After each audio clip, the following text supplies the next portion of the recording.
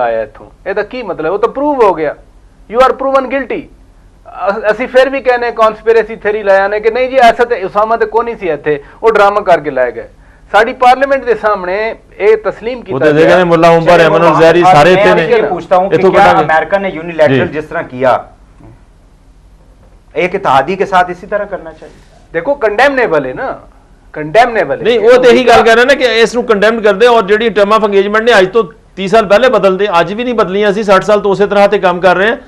मैं यही तो गुजारिश कर रहे हैं ना, मेरा कहने का मकसद ये है कि हम ये कहते हैं कि आप अमेरिका के साथ देखें ना, आपको उन्होंने कोई श्योरिटी दी है कि वो दोबारा पाकिस्तान में यूनिलैटरल एक्शन नहीं करेंगे? जज्बाती गल बहुत हो सकती है, जज्बाती की बात नहीं है। Would you allow that American troops should come and boot on grounds, you know, and they should start? भाई साहब गल सुनो ना, गल सुनो, जज्बाती बहुत गल हो सकती है, गल ग्राउंड फोर्सेस वाली नहीं। सुनो, पहले असी कहते सा ड्रोन बंद होण, फिर असी कहने इत्थे क्यों आए ने, असी बाई फोर्स रोक सकते हैं उन्होंने? मैं कहना इंगेज करे पाकिस्तान उन्हां नाल, हर लेवल ते इंगेज करे उन्हां दे नाल, ए नहीं कि आप बजाय खामोशी करते हैं नाराजगी दे बजाय। राजा साहब मैं एक मेरा सवाल प्लीज, जेडी हुण मुतफिका करारदाद पार्लियामेंट ने पास की है उस विच एक क्लास है, अगर मैं सही हाँ तुसीं ज़्यादा जानते होगे, कि जी ड्रोन हमले बंद किए जान और अगर बंद नहीं कर दे तो उन्होंने खिलाफ एक्शन करो। नहीं नहीं ਇਹਦੇ ਬਾਰੇ ਵੀ ब्रिगेडियर साहब नहीं ब्रिगेडियर साहब ਇਹਦੇ ਤੇ ਇਹ ਲਫ਼ਜ਼ ਨਹੀਂ, ਉਹਨਾਂ ਨੇ ਕਿਹਾ ਕਿ ਸੋਚਾਂਗੇ, ਐਸੀ ਕੋਈ ਉਹਦੇ ਚ ਕੰਸੀਡਰ ਟੂ ਬੀ ਕੰਸੀਡਰ ऐसी गल नहीं। ਤੇ ਕੰਸੀਡਰ ਦਾ ਮਤਲਬ ਤੁਸੀਂ ਸਮਝਦੇ ਹੋ ਨਾ, ਕੰਸੀਡਰ ਕਰਨਾ ਹੈ ਤਾਂ ਕਰੋ, ਨਹੀਂ ਕਰਨਾ ਤੇ ਨਾ ਕਰੋ, ਕੰਸੀਡਰ ਦਾ ਮਸਲਾ ਨਹੀਂ ਹੈ। एक तरफ साडे खिलाफ पूरी दुनिया दी रायमा साडे खिलाफ है, दूसरी तरफ असी इस तरह दी देखो अनरीजनेबल है। पूरी कौम मुतहद होने दी बार बार गल हो रही है, मुतहद कौम दे इत्तेहाद नु कौन तोड़ रहे हैं? कंफ्यूजन है। राजा साहब मुझे ये बताएं कि अगर आप कहते हैं राजा साहब कौन तोड़ रहे हैं? चलो तुसी आ जाओ, कौन तोड़ रहे हैं? निसार साहब एक सेकंड प्लीज, अगर आप कहते हैं जी कि ये जो सेंटेंस है ये गलत उन्होंने डाला है, किन्होंने? यानी पार्लियामेंट ने, कि जी हम नहीं, मैं तो पार्लियामेंट की, मैं तो दूसरी बात कर रहा हूँ ना कि हम कहते हैं कि अमेरिका से डिसएंगेज नहीं, मैंने ये नहीं कहा, नहीं हमने मैंने कहा है कि डिस्टेंस करें, डिसएंगेजमेंट एंड डिस्टेंस और डिसएंगेजमेंट फर्क है, फर्क ये है, मतलब फर्क ये है कि आप उन्हें कहें जी अगर आप हमारे साथ इंटेलिजेंस शेयरिंग नहीं करेंगे तो ਅਸੀਂ भी नहीं करेंगे, यही मतलब है कि पीछे हो जाइए। नहीं तो इसका मतलब है कि फिर जो कुछ अगर जो कुछ कहते हैं आपके सिस्टम में इतना वो अंदर पेनिट्रेट कर चुके हैं, क्या उनको निकालना नहीं पता नहीं है, हमारे लोगों को पता नहीं, उनको पता है उसामा एबटाबाद में बैठा, क्या बात कर रहे हैं? यार मुझे ये बताएं एक सेकंड, हमारे लोगों को पता नहीं। 9/11 हुआ ना, हाँ, उनके पेंटागन के ऊपर हमला हुआ, उनकी जो ईगो है that was hurt in 200 years. नहीं एक सेकंड, बात तो पूरी सुन लें, बात पूरी। ट्विन टावर्स, फिर वो उस पे भी व्हाइट हाउस पे भी आ रहे थे, उनके यहाँ भी, उनके पेंटागन पे तो गिरा ना जी, उनकी फेलियर नहीं थी।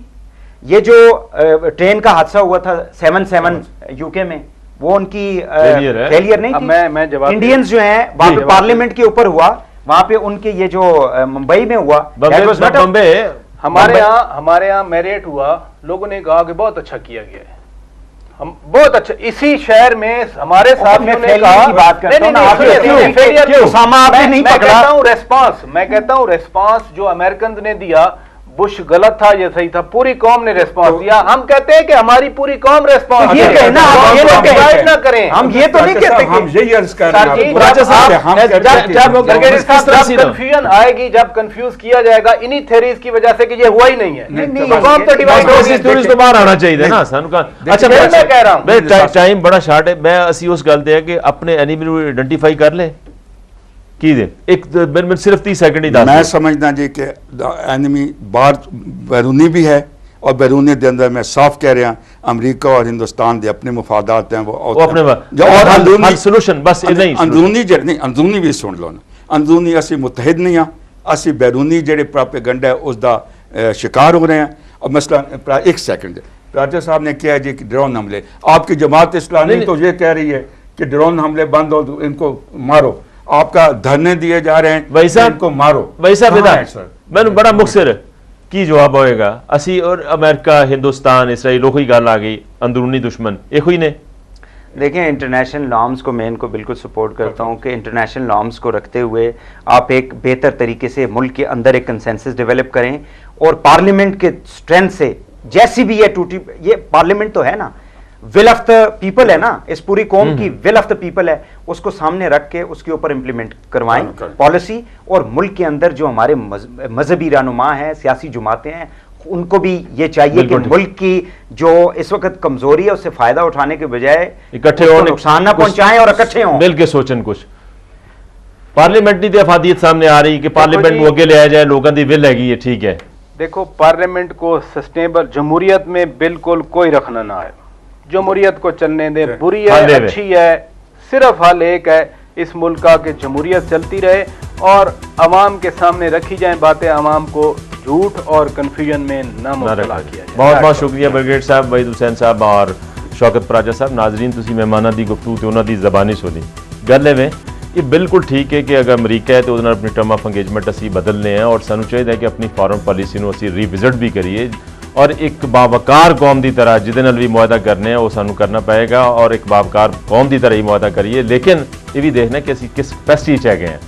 और जिस तरह के प्राची ने बड़ी अच्छी ये गल की थी कि असी अगर कट जाने हैं, अपना मुंह बसोर लेने, मुंह बसोरन नाल काम नहीं होएगा, सानू उस लड़ाई च आना पएगा और ये पता करना पएगा कि अगर ये खुरे साढ़े घर तक जाते हैं तो उन्होंने किस तरह बाहर लैके आना है, उन्होंने निशानदेही किस तरह करनी है। वही साहब ने जी गल की थी कि बिल्कुल कि असी पूरी दुनिया के नाल अमरीका नाल अगर असी सपोर्ट कर रहे हैं तो अमरीका ने 60 साल इन्नियां दाइयां नाल साडे नाल की कीता है। और एंड ते मैं यही कहांगा कि असी वाकई कंस्पिरेसी थ्योरियां दे विच रहने हैं, सानू ग्राउंड रियलिटीज़ की गल करनी चाहिए, हकीकत पसंद होना चाहिए, मार पवे तो फिर भी मान लेना चाहिए और अगर फतह हो तो उन्होंने भी मान लेना चाहिए, फिर ही इसे अगे बढ़ांगे।